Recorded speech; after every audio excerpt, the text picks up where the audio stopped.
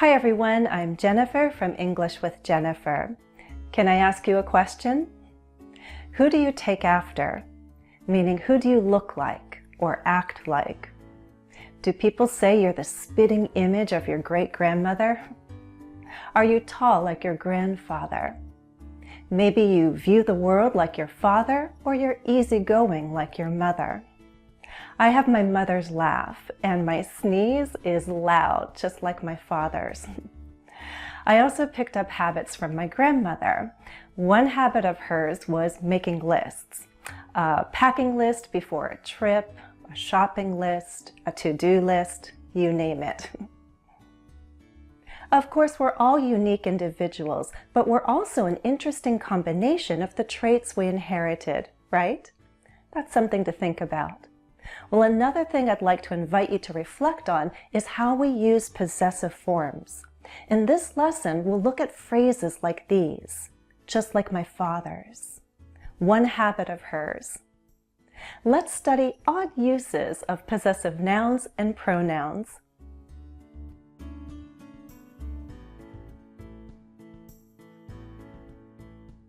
I told you that my sneeze is loud, just like my father's.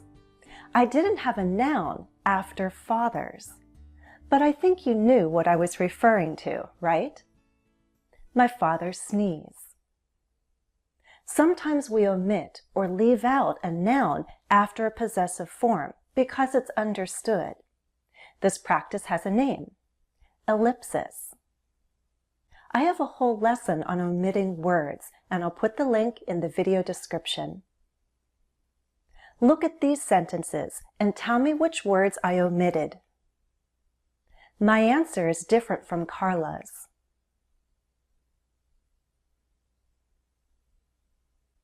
I have my cell phone right here.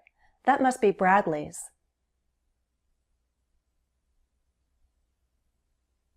My room is here on the right. Nolan's is on the left. And Mom and Dad's room is upstairs. They converted the whole attic into a really awesome suite.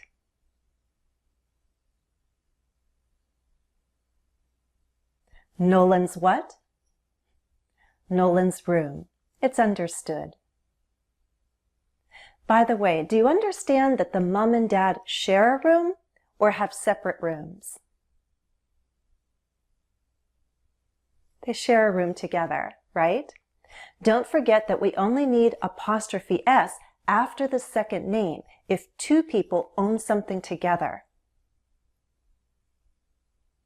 And while we're talking about the placement of the apostrophe, how do we make a noun possessive if it's actually a group of words, like father-in-law or my in-laws?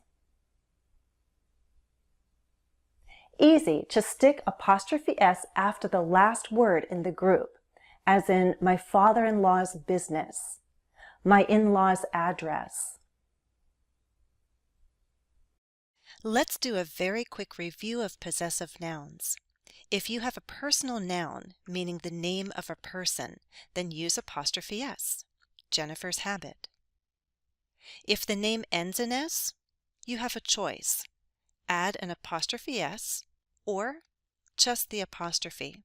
Whichever pattern you choose, be consistent. Jess's cousin. It sounds the same no matter which way you write it. For a family name, make it plural and then add an apostrophe. The Lebedev's dog.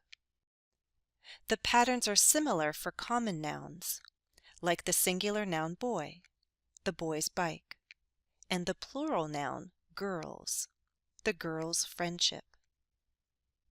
The exception is an irregular plural noun like women, women's rights. Let's try a quick task to practice that earlier pattern where we omit a word after a possessive noun. Some call it an independent genitive. Complete my sentence with your own words. Put your statement in the comments. Here's my example. I have my father's eyes, but my nose is just like my mother's. Here's another instance where we leave out a noun after a possessive form. Guess where I was in this photo? Do you recognize these ladies? I was at Andrea's. When I first started filming the Basic English series, we met at Andrea's home. Then the two ladies moved in together, so we started to film at Flavia and Andrea's. Some call this the local genitive. We use a possessive name all by itself, and we understand it's a location, their place, their home, their house, their apartment. If there's a party at my place, what might you tell others? Hey, there's a party at Jennifer's. Let's go. We also use the local genitive to talk about places of business, like a doctor's office. When you have a dental exam, where do you go? To the dentist's. And when you have an eye exam, where do you go? To the eye doctor's. Have you ever noticed how many restaurants and cafes are named after the owner and chef? Sal's, Mamalita's. Even if the full name of the restaurant is Sal's Pizza, frequent guests refer to it as Sal's. Let's go to Sal's tonight. And it officially may be Mamalita's Cafe, but a happy customer will say, Mamalita's is the best. Use of the ellipsis in the local genitive isn't too hard to understand, but I admit the double genitive is a bit odd. I gave the example, one habit of hers, when I was talking about my grandmother's love of making lists. The double genitive is also called the double possessive, and we use of plus a possessive noun or pronoun, as in one of my grandmothers, or one of hers. Super quick review of possessive pronouns. Mine, yours, his, hers, its, ours, theirs. Remember that pronouns replace nouns. That means they can behave like nouns and be subjects, objects, and complements. Yours is newer. Yours is the subject. They fixed mine. Mine is the object of the verb, the direct object. That's ours. Ours is the subject complement. A fairly common use of the double genitive is with friend and other words that refer to a social relationship of some kind. A friend of mine, a friend of Vicky's, a colleague of mine, a colleague of Jennifer's. You may ask, why can't we just say my friend or Vicky's friend, my colleague, Jennifer's colleague? You can. I'm sure you realize by now that we often have more than one way to say the same thing. Sometimes it's a matter of preference. I'd say that a friend of mine is close in meaning to one of my friends. I have more than one friend, and this is one of them.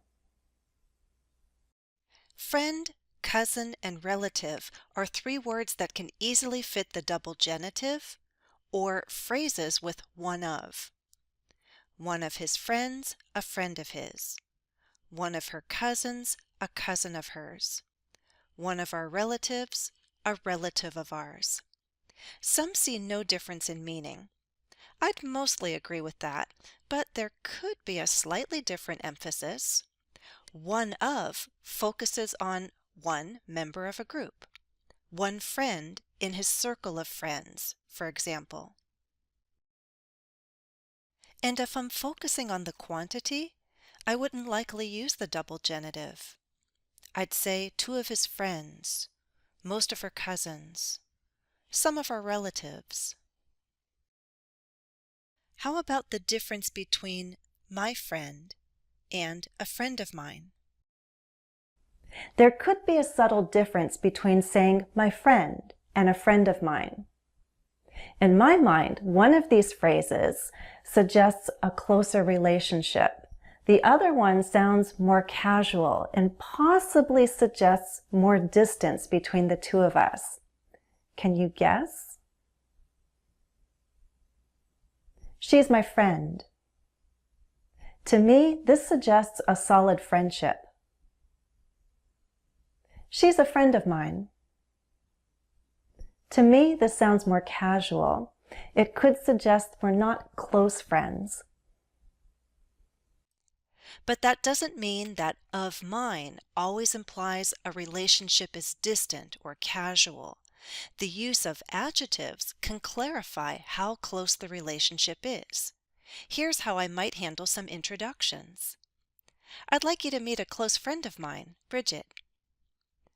Come meet a good friend of mine. You two work in the same field. Which do you think sounds more natural? Sonia is a best friend of mine. Sonia's my best friend. I wouldn't say Sonia is a best friend of mine. How many best friends do we have? Lots? I would say Sonia's my best friend. Or possibly she is one of my best friends, if I have two perhaps, or three. Do you see the difference?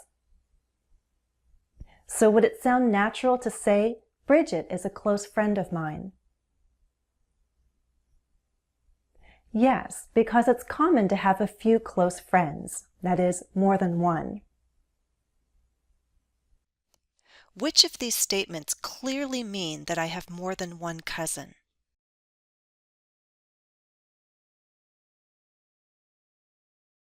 Only the last two.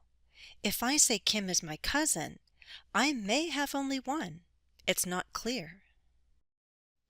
Also, if Kim is a distant cousin, I'd likely use be. Kim is a cousin of mine. But that's my preference. So double genitives can be used to identify people and the relationship they have with someone. Can you insert the missing nouns?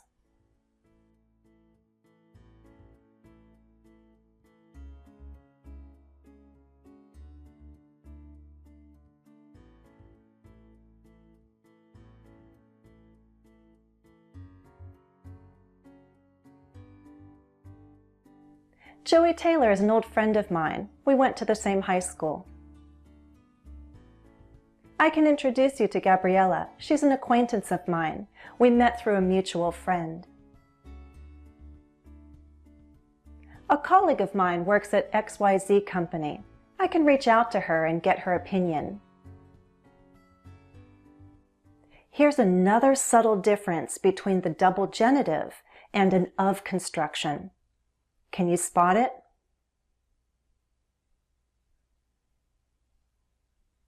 I like to draw, but I'm not as talented as Xiaonan from the YouTube channel The Portrait Art.